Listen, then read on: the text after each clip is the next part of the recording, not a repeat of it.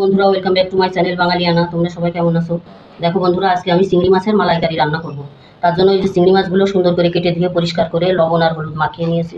এখানে দেখো রেখেছি টক দই ফেটে নিয়েছি। আর মশলাতে থাকছে জিরে, ধনে, আদা আর শুকনো ঝাল। আর ফোড়নে দেব শুকনো ঝাল, এলাচ, দারচিনি, তেজপাতা। মাছগুলোকে প্রথমে ভেজে নেব।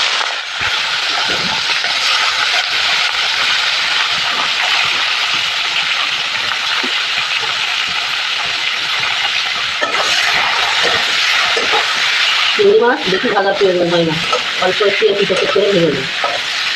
দেখো মাছগুলোকে ভেজে নিয়েছি।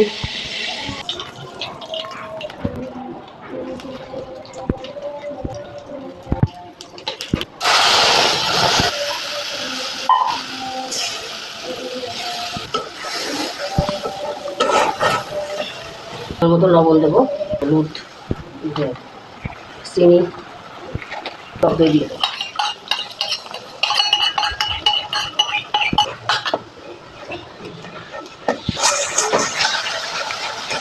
দেখো বন্ধুরা, মশলা, টক দই সব একসাথে ভালো করে কষিয়ে নিয়েছি।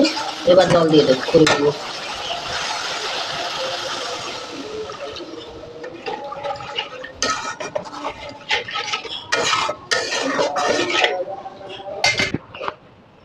ঝোলে জাল উঠেছে, এবার ভেজে রাখা চিংড়ি মাছগুলোকে দিয়ে দেবো।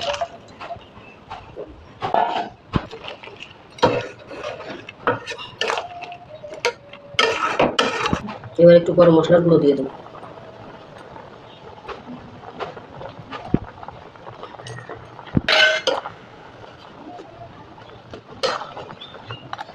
দেখো বন্ধুরা, এই যে আমার চিংড়ি মাছের মালাইকারি রেডি। রান্নাটা যদি ভালো লাগে লাইক, কমেন্ট, শেয়ার করে পাশে থেকে